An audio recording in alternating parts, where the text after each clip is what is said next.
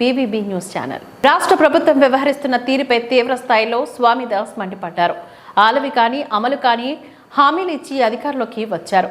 రాష్ట్రంలో గడిచిన 45 రోజుల్లో హత్య రాజకీయాలు, ప్రభుత్వ ప్రైవేటు ఆస్తులను ధ్వంసం చేస్తున్నారు. చిత్తూరు జిల్లాలో ఒక మాజీ ఎంపీ రెడ్డప్ప, ప్రస్తుతం ఎంపీ మిథున్ రెడ్డి ఇళ్లపైన దాడులు, హత్యాయత్నాలు చేయడం దారుణమని వాపోయారు. రసీదును పాశవికంగా నడి రోడ్డుపై నరహంతకులు హత్య చేశారు. ప్రశ్నించే గొంతులపై దాడులు చేస్తున్నారు. రాజ్యసభ ఎంపీ విజయసాయిరెడ్డిపైన గాసిప్స్ ప్రచారం చేస్తున్నారు. రాష్ట్రంలో వచ్చే ఆదాయం ఎంత, ప్రజలకు ఇచ్చేదంతా ప్రజలకు చెప్పాలి. సూపర్ 6 పథకాలు ఎక్కడ? 18 ఏళ్లు నిండిన ప్రతి మహిళకు నెలకు 1500 ఇస్తామని అన్నారు.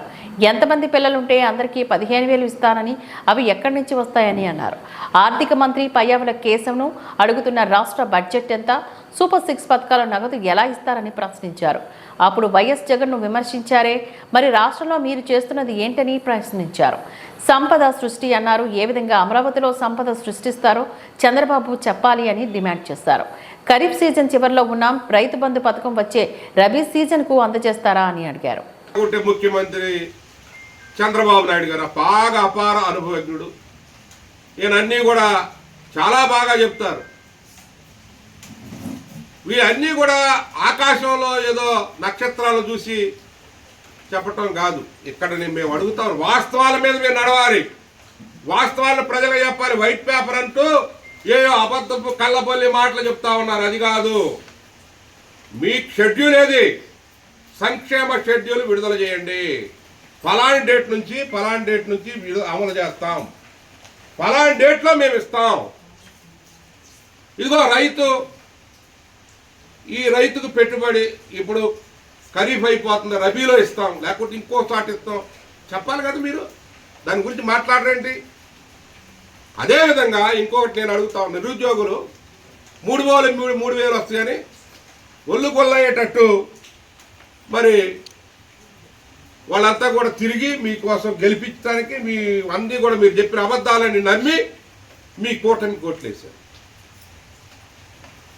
సరే, కాపు నేస్తం ఎప్పటి నుంచి అమలు చేస్తారు, లేకపోతే కాపులకి ఏదో ప్రత్యేకంగా మేము చూస్తా ఉన్నారు, అది కూడా చెప్పండి.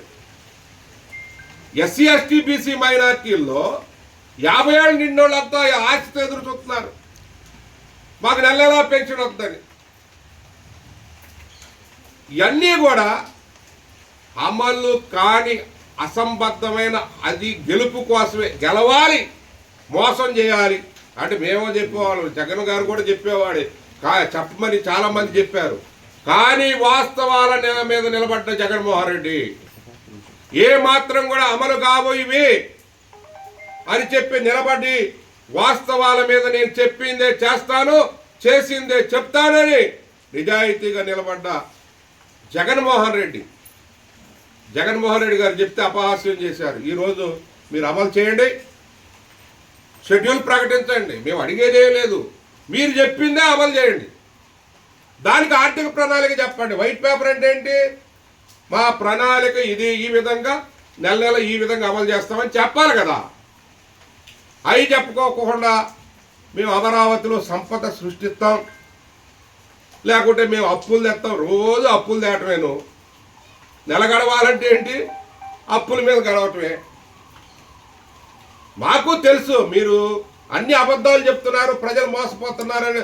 మోసపోయింది ప్రజలు, కానీ ప్రజలు ఇప్పుడు మేల్కొన్నారు. ఎప్పుడుకి 50 ఏళ్ళ వాళ్ళంతా ఎదురు చూస్తున్నారు, 18 ఏళ్ళు నిన్న ఆడపిల్లలంతా ఎదురు చూస్తున్నారు, రైతులు ఎదురు చూస్తున్నారు, అదేవిధంగా విద్యార్థుల తల్లిదండ్రులు ఎదురు చూస్తూ ఉన్నారు. పెన్షన్ ఒకటి ఇస్తే సరిపోదండి, పెన్షన్కే అసలు ఆ రాష్ట్ర ఆదాయం ఎంత? మీరు వైట్ పేపర్ అంటున్నారు, వైట్ పేపర్ చెప్పండి. మేము ఈ విధంగా కూపప్ చేస్తాం, మేము ఈ విధంగా ఆర్థిక వనరులు తీసుకొస్తాం, ఈ విధంగా అభివృద్ధి చేస్తామని చెప్పండి. 60,000 పెట్టంటే 60,000 కేంద్రం ఇస్తానంటే ఓకే చెప్తాను అంటున్నారు. ఏది పెట్రోకెమికల్, ఏది రిఫైనరీని తీసుకొస్తామని తీసుకురండి, మంచిదే. కానీ దానికి నీకు ల్యాండ్ ఎక్విజిషన్ కావాలి కదా. మళ్ళీ ఎప్పుడు 5 ఏళ్ళకి అయింది ఇది. నేను ఇప్పుడు అడుగుతున్నా, 5 ఏళ్ళకైనా మీరు చేయగలరా రిఫైనరీ? ఇవన్నీ కాదు. ఏ అయితే పోర్ట్లు డెవలప్ చేశారో, పోర్ట్లు మొదలుపెట్టారో, జగన్మోహన్ రెడ్డి గారు గౌరవ మాజీ ముఖ్యమంత్రి గారు మొదలుపెట్టిన పోర్టులు మీరు పూర్తి చేయండి. ఎంప్లాయ్మెంట్ జనరేట్ అవుద్ది. డెవలప్మెంట్ కన్స్ట్రక్టివ్గా నిర్మాణాత్మక అభివృద్ధికి మేము కృషి చేస్తాం. కాకమ్మ కబుర్లకి ఆ అమరావతిలో సంపద సృష్టిస్తాననేది కటిక అబద్ధం. ఎక్కడ సంపద సృష్టిస్తారు మీరు? ఎన్ని సంవత్సరాలు పట్టుద్ది మీ ప్రణాళిక? మీ దగ్గర ఏమైనా అల్లావుద్దీన్ అద్భుత దీపం ఉందా? లేకుంటే ఏమైనా మీరు డబ్బులు మింటి చేస్తారా? ఏమీ చెప్పుకోకుండా రాష్ట్రంలో అలజడి సృష్టించి ప్రజలే పక్కదారి పట్టించడం కోసం ప్రజానీకం ఆలోచిస్తారు, మేము చెప్పినని అమలు చేయమని అడుగుతారని చెప్పి ఈ విధమైనటువంటి దుర్మార్గమైనటువంటి అప్రజాస్వామిక చర్యలకి మీరు పాల్పడుతున్నారు. దీన్ని తీవ్రంగా ఖండిస్తా ఉన్నాం. ఏదంటే మీ ఇసుక విధానం, ఉచిత ఇసుక విధానం మీరు ఎంత లేవగొట్టారు, మీరు ఎంత చెప్పారు? తిరువూరులో ఇసుక ట్రక్ ఎంత అమ్ముతున్నారు? నేను అడుగుతాను, మా తిరువూరులోనే అడుగుతా ఉన్నాను. భవన నిర్మాణ కార్మికులు మొత్తం మోసం జరిగిందని మీరు ప్రచారం చేశారు. ఒక పాలసీ తీసుకొస్తే ఆ పాలసీని ఏదో మసిపూసి మారేడుగా ఇప్పుడు ల్యాండ్ టైటిలింగ్ యాక్ట్ ఉంది. ఏం తప్పుందండి ల్యాండ్ టైటిలింగ్ యాక్ట్లో? అసెంబ్లీలో మీ పార్టీ కూడా ఒప్పుకున్నదే. Land titling act very good act అని చెప్పారు. ప్రపంచ దేశాలు అందరూ అమలు చేస్తున్నారు. భారతదేశంలో అనేక రాష్ట్రాలు అమలు చేస్తారు. కేంద్ర ప్రభుత్వం అనుమతించింది, బీజేపీ ప్రభుత్వం, మీ భాగస్వామ్య ప్రభుత్వం అనుమతించింది. మీరు కూడా, నేను పవన్ కళ్యాణ్ గారికి విజ్ఞప్తి చేస్తాను, నీ మీద కొంత జనానికి నమ్మకం ఉంది. చంద్రబాబు గారి మీద లేకపోయినా పవన్ కళ్యాణ్ గారి మీద నమ్మకం ఉంది. పవన్ కళ్యాణ్ గారు మీరన్నా అడగండి, మీ పార్ట్నర్ని, మీ భాగస్వామిని అడగండి. పవన్ కళ్యాణ్ గారు